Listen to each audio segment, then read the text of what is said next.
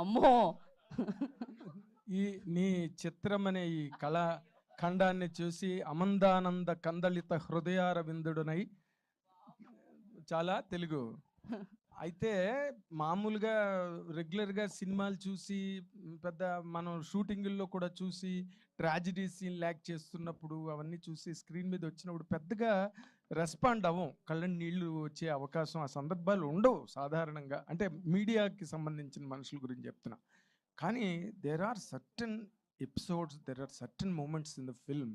నాకే అనిపించింది నా కళ్ళ నీళ్ళు వస్తున్నాయి ఏంటని నన్ను నేనే ఒకసారి తరచి చూసుకున్న సందర్భాలు ఈ సినిమాలో కదిలినాయి. అంటే సినిమా మొత్తం సమాజంలో ఈ రోజున పేరుకుపోయిన చెత్త చెదారం అంటే రిలేషన్షిప్, టెక్స్టేషన్షిప్, ఇంకేదో ఇంకేదో వీటిల్లో అసలు ఎప్పుడో నారాయణ రెడ్డి గారు రాసినట్టు అనకు ప్రేమిస్తున్నానని ఆ మాట అరిగిపోయింది, అనకు మనసిస్తున్నానని ఆ పదార్థం అరువైపోయింది.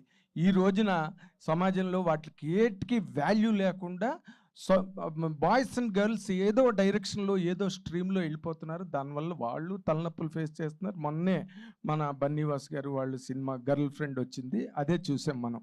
కానీ ఈ సినిమా అన్నది బాయ్స్ అండ్ గర్ల్స్ అందరూ కూడా చూసి తీరాల్సిన సినిమా. ఎందుకంటే how a boy should stand for a girl and ఒక అమ్మాయి ఒక అబ్బాయి గురించి, ఒక అబ్బాయి ఒక అమ్మాయి గురించి పరస్పరం ఎలాగ నిలబడాలి, ప్రాణాలు త్యాగం చేసైనా ఎలా నిలబడాలన్న దానికి ఒక అద్భుతమైన దృశ్యకావ్యంగా ఈ సినిమాని తీర్చిదిద్దినందుకు డైరెక్టర్ సాయిలుని నేను చాలా అసలు ఏం షార్ట్ టేకింగ్ కొన్ని షాట్లు నేను ఇందాకే చెప్పాను. నేను ఎర్ర గులాబీల్లో బాలచంద్ర గారు పెట్టిన షాటు నాకు మళ్ళీ నేను ఇన్నాళ్ళ తర్వాత నేను ఈ సినిమాలో చూసా.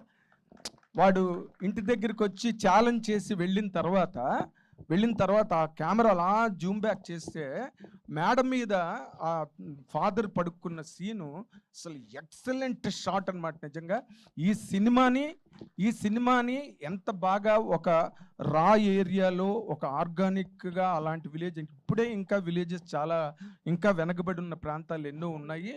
అలాంటిది 15 ఏళ్ల క్రితం జరిగిన ఈ కథలో ఆ రోజున సామాజిక పరిస్థితులు కానీ, వాళ్ళ మానసిక పరిపక్వతలు కానీ, మానసిక పరిస్థితులు కానీ ఎంత నాటుగా, అరాచకంగా, పాశవికంగా ఎలా ఉంటాయన్నది ఈ సినిమాలో చూపించి దానికి ఎగ్నెస్ట్గా ఒక అమ్మాయి అబ్బాయి ఎంత పవిత్రంగా, ఎంత కమిటెడ్గా ఒకరి గురించి ఒకరు నిలబడ్డారన్నప్పుడు నిజంగా ఎంత ఫీల్ వచ్చిందంటే moment I move to tears. ఎంత బాగుంది, ఎంత బాగా తీశారని నిజంగా ఒరిజినల్గా వచ్చిన ఫీలింగ్ మాట చెప్తున్నాను.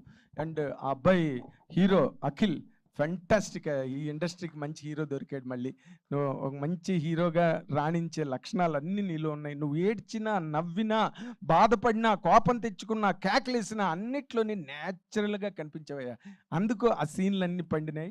అండ్ ఈ అమ్మాయి తేజస్వి, తెలుగు అమ్మాయి, ఈ తేజస్వి నా లెక్క ప్రకారం ఇంకా సాయి పల్లవి ఒకవేళ మనకి దొరకకపోతే డేట్లు లేక చక్కగా తేజస్విని పెట్టి చేసుకోవచ్చు. అంత మంచి నటిగా ఈ సినిమాలో తన ఒక్క సీన్ నేను చెప్పగలను. ఆ తండ్రి చచ్చిపోయాడన్న సీన్ దగ్గర మేడమెట్లు ఎక్కి ఆ డాబా మీదకి వెళ్ళినప్పుడు ఒక లాంగ్ షాట్లో కూడా నీ కళ్ళు ఎంత ఎక్స్ప్రెషన్ని పలికించాయో చూస్తే అసలు ప్రతి సీన్లో నువ్వు చేసిన సన్నివేశం చాలా అద్భుతం నిజంగా చెప్తున్నా. ఈ ఫిల్ము అంటే సొసైటీయే కాదు, సినిమా ఇండస్ట్రీలో 50 కోట్లు, 60 కోట్లు, 70 కోట్లు తీసేసి చావగొట్టేసి ఆ 2.5 గంటలు ఎటు పారిపోవాలో తెలియకు స్టూడియోకి వెళ్ళి రివ్యూ చెప్పాలా వద్దా, చెప్తే ఏం చెప్పాలి అనే తలనొప్పుల మధ్య తిరుగుతున్న టైంలో ఈ మధ్య వస్తున్న కొన్ని సినిమాలు చూస్తే అసలు ఎంత గొప్ప ఫీల్ అంటే ఒక ఫెస్టివల్ లాగా మీరందరూ అంత అద్భుతంగా చేసి, సరే ఇంకా చైతన్య గారు మీరు చాలా మందిని లేపేస్తారు ఇండస్ట్రీలో గ్యారెంటీగా, దానిలో డౌటే లే.